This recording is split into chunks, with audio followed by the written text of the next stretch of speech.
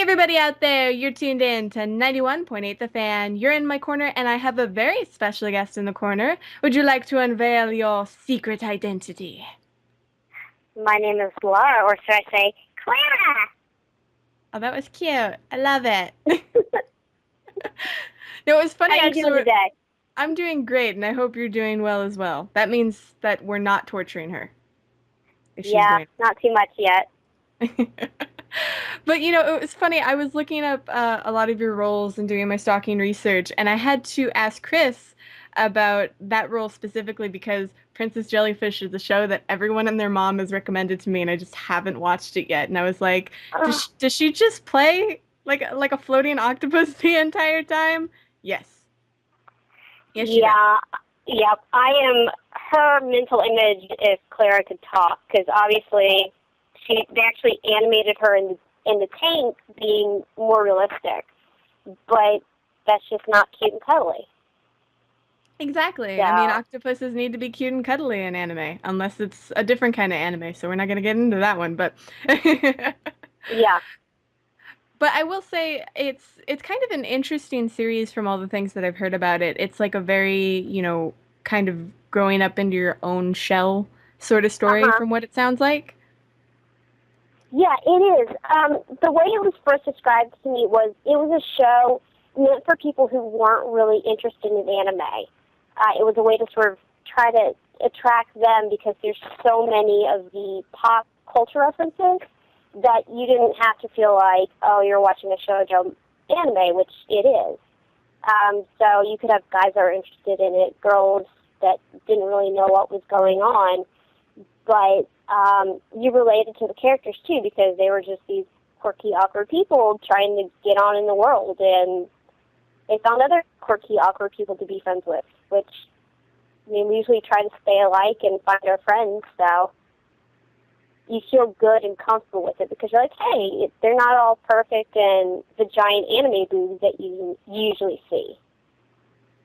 Yeah, it seems like the characters have a lot of really interesting development and a lot of sort of subtle humor as well.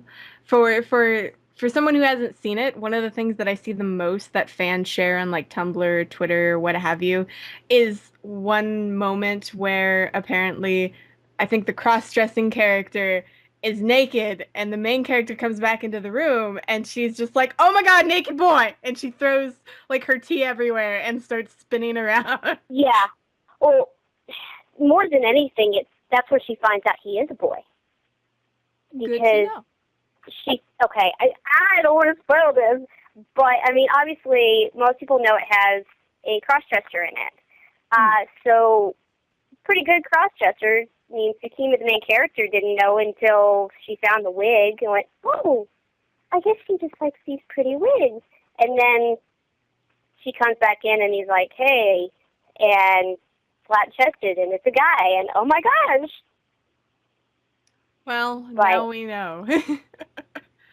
But I know, I don't think that would ruin the story though for people necessarily because I think there's a lot of emotional attachment from what it sounds like. yeah, there is. I mean, he has his reasons for doing it, which, I mean, to me, it was sort of a sad story in that, but I'm not going to get too much into it. Go watch the show. It's awesome. I need That's to. one I recommend it. I'm like, it's not even because I'm in it. It's just a cute show. See, But I'm a really bad anime fan. I can only digest one show at a time. So it's in oh, my list. I don't bounce. I can't. Yeah, I can't do that either. I'm really surprised when people can watch like 30 shows at a time and I'm just like, "What?" Back when Tsunami was like on middle of the day, I used to do some because I would watch the 3 or 4 shows and then have to go do homework. But that's about as much as I could handle. See, And I I was mean, bad even then because I would only watch Sailor Moon and I would try and skip Dragon Ball because when I was like 9, I'd be like, "Why are all these guys just fighting each other?" God. I didn't think about it like that. But that was, I mean, Sailor Moon was the first official anime. Now that I think about it, but Dragon Ball Z was really what got me into anime, and was the one that my sister liked. And then, hey, let's show mom and dad. And I actually had the cool family that we all sat down and watched anime together. I'd record it, Dragon Ball Z, when I get home, and then after we ate dinner, we'd say, hey, Mom, Dad, let's go watch Dragon Ball Z for the day. So I sort of have grown up in an anime family. You were very lucky. My mom still says, even though I do this for a career, well, she's just doing that anime thing, which is fine. I actually had her with me at a cosplay gathering at one time, and she was handing out flyers for the Oh, site. no. And she's going up to these cosplayers, and she's like, "Do you like anime?" And I felt like I can't interrupt this. This moment is beautiful. Yeah, my parents have seen cosplay because when we used to go to conventions, and before I was too young to drive, I started like when I was 13. So my parents went with my sister and I for the first couple, and I think it was definitely not what they were expecting. I mean, we dressed up, but ours were like really simple. I was Trunks, and my sister was Videl, so she had the T-shirt and the shorts, which was really calm compared to like what we saw, and it was definitely a way to initiate them in almost. It's really scary to cosplay the first time. I remember when I was 13 and I did my first cosplay, but it was so exciting, even though I knew mine sucked in comparison. Oh yeah, I didn't care. It's like I'm dressed as Trunks. He's awesome, so I'm awesome. Exactly. Well, it's nice to know that you've gotten into the fan spirit before you even became a voice actor. That's always a Oh, plus. I was totally a fan before I came into it. That's why, to me, it's still sort of unreal that I am on this side now. Because I'm expecting more just like, oh, I should just be going around to conventions and standing in line for these voice actors and getting autographs. And I had my first Q&A session Valentine's last year at Princess Jellyfish. And it was weird sitting on the other side of the table because people were like commenting, oh, you're so cute, will you sign my fan art, or here's a cookie, and it's like, what? Wait, you mean I'm not handing this to you? And it was Oh, just really weird because I had gone to conventions for so long, and I've honestly wanted to do voice acting since middle school. Here's the fun thing. Chris Sabat came to my middle school for career day when I was in 6th grade. And that's when I decided that this is what I was going to do. I could mimic Mr. Popo, sort of, not good anymore, but at the time I thought it was like the best thing ever. So I told him, I said, I can sound like Mr. Popo. And he went, oh, really? So we had a whole conversation as Mr. Popo and Kami for Dragon Ball Z. And that's when it just clicked, and I'm like, okay, this is it. How do I do this? So that is like adorable. it's a fun story to tell because I'm waiting till I can go full circle.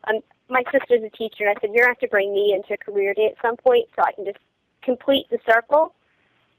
But it's just really crazy because I ran into him a couple months ago at Funimation.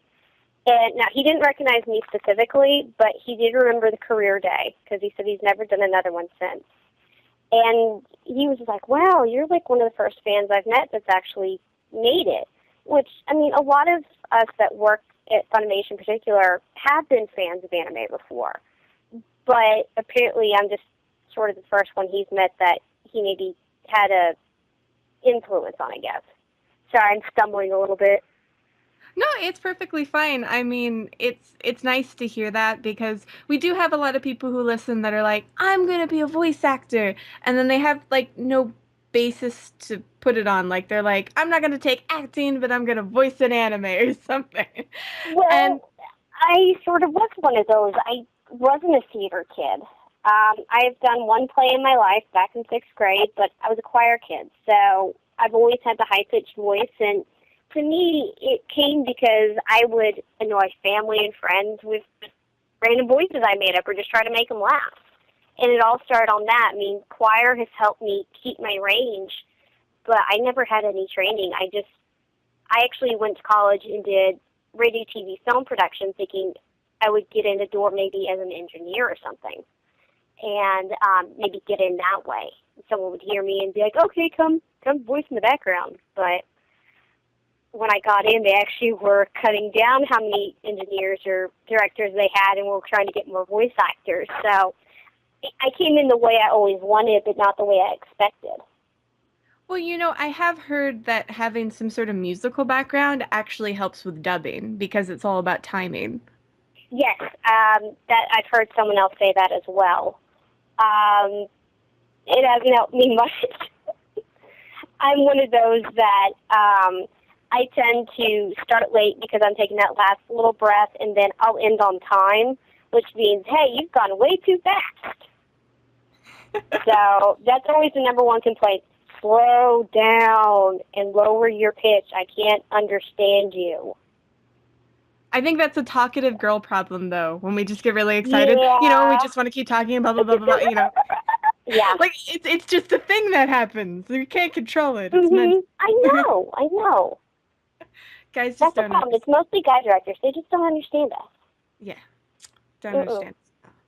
But we're actually going to calm down our voices and slow them down a little bit by taking a break. So make sure to keep it tuned to 91.8 The Fan, where we play everything you want and nothing you don't. My special guest isn't going anywhere, so you shouldn't either.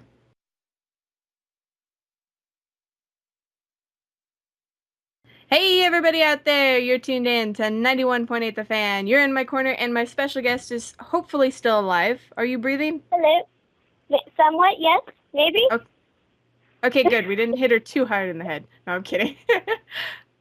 There's always jokes of what I do to guests behind the scenes in our live chat, so I make it a point to make sure that to tell them I only beat you up a little. Well, I appreciate that because, I mean, I still got to be crazy to do my job, but not that crazy. Yeah, we don't want to. Well, we don't want to put you in a straitjacket. Our cast No. in the little room. No. Yes, that would be bad. Though, for the listeners out there, and we were talking a little bit behind the scenes, that you are all prepped and ready to go to promote any anime that you're working on or anything that's recently come out to the listeners out there. Ooh. I have to get to my list of what I can and can't.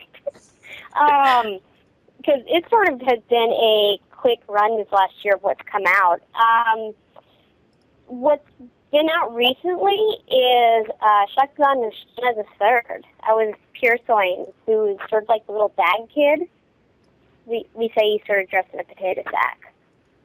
And he's sort of weird. He's sort of a bad guy, but not really. I mean, he hangs out with the demons, but he never actually does anything himself. But that was sort of an interesting show to work on. That was sort of my longest run as a little boy, which is weird because I never thought I'd be doing boy voices. I would practice them as a kid, and I thought, these suck. And now, like, over half of what I do, like, I go in for Walla sessions or bit sessions all the time, and usually there's at least 2 or 3 little boys I have to voice. Does that ever feel So, weird to have to do a different gender? Like, do you ever feel like, well, how do I sound like tougher, or how do I not use yeah, certain inflection? mainly because my experience and when I learned it was watching Dragon Ball Z, so I keep thinking I have to have the real gruff voice. And they're like, do a non-gruff boy, and I'm like, I can't. Or do one that's older. Well, wouldn't you have a guy do that then? So it's still sort of, I'm in a learning curve with that. I mean, definitely it's easier to do females because I can just sort of change the pitch and range and stuff, and you can age yourself. But it's a little bit harder for me with the boy voices to actually just make sure I stay in character. I find like I fluctuate a little bit still. So Well, like we'll see what happens. when you get excited, maybe, or when the scene Yes. calls for a lot of energy. Yeah, then they start getting a little more feminine. But with the younger boys, I mean, that's okay. They had higher voices. Or boys have higher voices. That's why we don't get adult men to voice them. They can't get that high. And that is youthful sounding. The other one I've been working on right now and has been getting released is One Piece. I'm very excited to be a part of that. Just with how established and long-running that is. I never thought I'd be part of that. I voice Chimney. She comes in during Season 4, the Water 7 arc. And I was very excited because honestly got handed that show. I figured it was a little big character. I had no prior knowledge of One Piece, really. And it's like, okay, I'll be this loud, annoying kid. Cool, that's me normally. And I keep getting called in. And I'm like, when is she, how many episodes is she in? And I don't know how many episodes I can say that we've done, but I mean, I think they just pre-released the fourth part of it.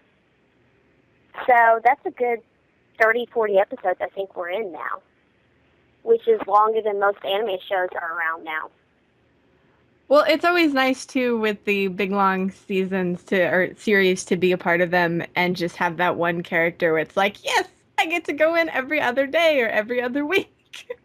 It feels like it sometimes. I mean, I live close enough to Funimation. They'll call me and say, hey, can you come for 30 minutes?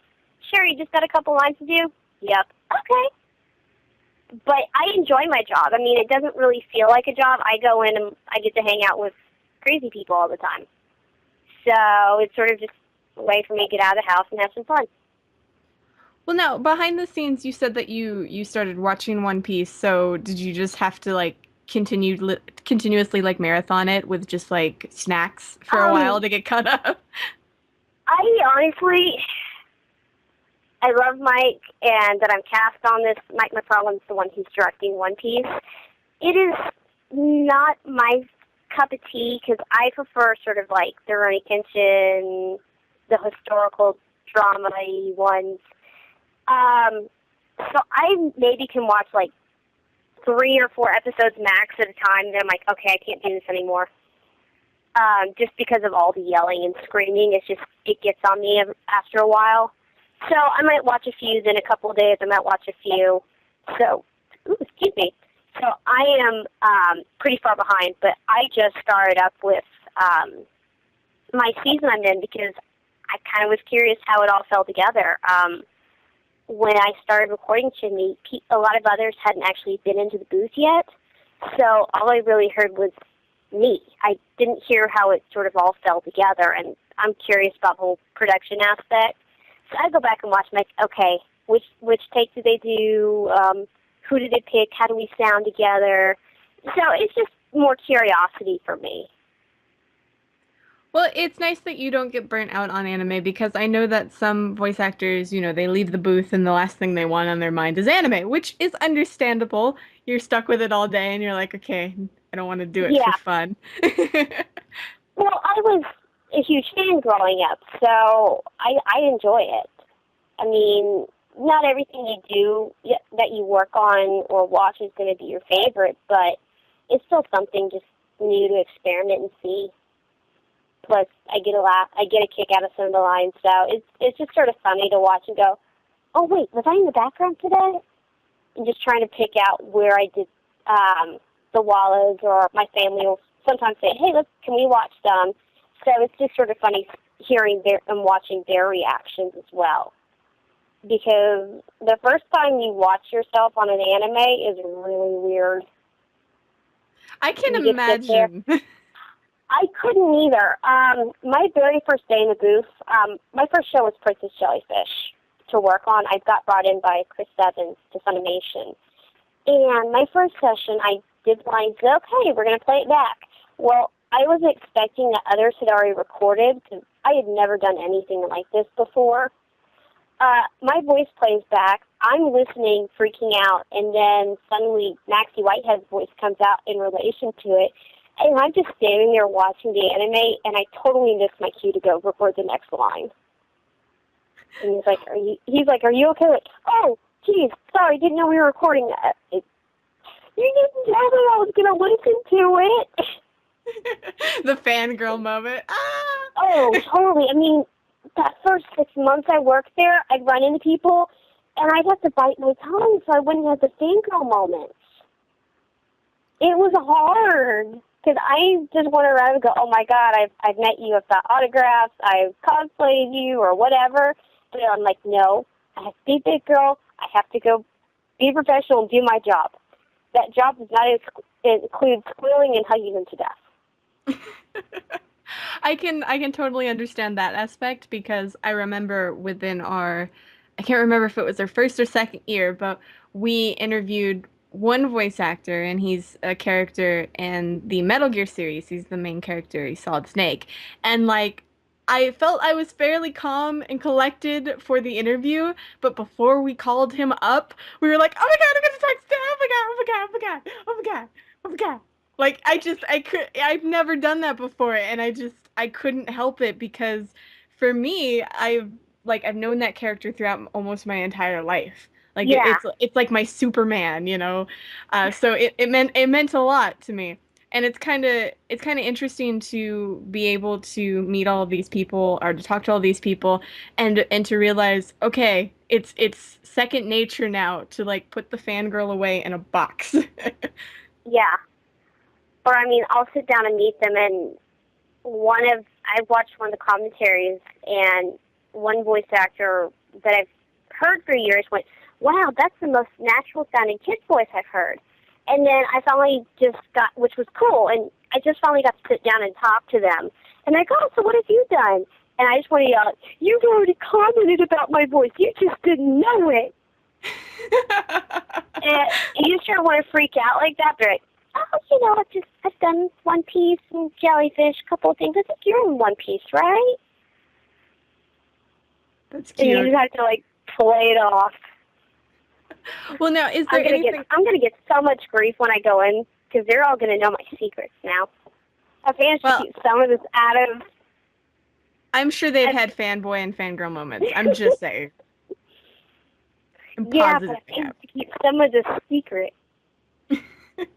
Well, don't worry. We just won't tell them. It's okay. Okay, Yes. okay. Your secret's safe with us. That means all the listeners out there, you can't post on Funimation's wall on Facebook and talk about it. That would be bad. To Don't do say that that. I used to cosplay and do fan art, yeah. Well, now, are there any other shows that you'd like to promote to the listeners out there? Ooh, um, Are oh, ninjas outside your house telling you huh? can't? Are there ninjas outside your house telling you can't because The you've ones signed I want to NDAs? promote, the ones I want to promote right now are NBA. I mean, I'm sort of just at a point where everything's come out at the moment, and I think everyone's watched everything. Um, Although the other cool one for me to work on was Full Metal Alchemist, the OVAs. Full Metal was another one I've watched for a long time that my whole family liked. So we would sit down and watch that. So to get to be a part of something even like the OVAs was really exciting. Because there's shows that you're like, one day I'm going to be on that show, and it actually happened. So that was kind of cool. I mean, yeah, it was an OVA, but it was definitely an experience. Well, now, for the listeners out there who want to stalk you in a nice way to see what other shows you're going to be in the future, is there any place they can do that? Do you do the social media thing? I do social media. The ones that I can ever talk about, Funimation says go by Anime News Network. If it's listed there, we can talk about it. Otherwise, I am on Facebook at the moment. I do have a Facebook page. It's Lara Woodhull Voice Actor. So you search and there's a picture of me in the booth. Sort of, it was from my first day. I was excited. But yeah, I'm trying to post on there a little bit more. I don't Twitter yet. I just still don't get it. I don't Well, know. you're ahead of a lot of other people, to be quite honest, because we've had people who've been doing this for like years come on the show, and they're like, "Yeah, I don't do any of that." And I guess Yeah, some people just don't like marketing or having the social media connection, which is fine. So you're see, one I step have ahead. to. I have to because I actually, and the weird one too is I don't have an agent. I have winged all of this on my own so far, so I have to market, or else I don't get work. That's an important thing to keep in mind, yes. Yeah, Well, now, definitely. are there any events where the really brave fans can see you, any conventions you have coming up? I have not been invited to any conventions yet. I'm waiting for that. That would be kind of cool. So if anybody wants to go to like some of the convention pages, I know some of them you can actually request voice actors to come out. So yeah, bring me out somewhere. I want to travel. I love It'd be fun. traveling. I hope you get the I think chance to too. go across the US. Yeah. I mean, I actually just today had, I think it was today or yesterday, had a fan from Australia like my Facebook page. So I'm getting out there, which is kind of crazy. I Well, mean, that's I'm just doing what I've annoyed people with for 10 plus years. So it's just kind of crazy. well, that's what promoting yourself gets you. It gets you a lot of people being like, "Oh, hey, this person exists. Now I know." Yeah. Well, I think what helped was recently BehindTheVoiceActors.com just had their 2012 Anime Dev Awards. And I was very fortunate enough to get nominated. And then I just won the People's Choice Award for Breakthrough Voice Actor of the Year, which Congratulations. I don't know why that happened either. It just, I was not expecting that nomination. And then to have so many people apparently vote for me was absolutely amazing and very humbling. But I think that's helped spread me a little bit as well because that's worldwide. Well, I So just got to say that must feel nice. Pat yourself on the back. it, yeah, it did. I was jumping around the house screaming. Uh, then I called my folks and started screaming. So there was a lot of screaming involved. Well, screaming is a good thing sometimes. Yeah. But since we're nearing the end of this interview, I was wondering if you'd be willing to participate in a 91.8 The Fan tradition. Okay. What's that? Basically, we ask everybody whether they're a voice actor or not if they'd be willing to do a radio bump for us. Okay. Okay, so basically, we do the takes live on air, so if you mess up, everybody hears it. Oh. No pressure. No pressure at all. You'll Yeah. be fine. Really. We basically ask if you could say, "Hello, my name is," you insert your name. "I do this." You can insert characters or that you're a voice actress, whatever you want to put there. And you're tuned into 91.8 The Fan.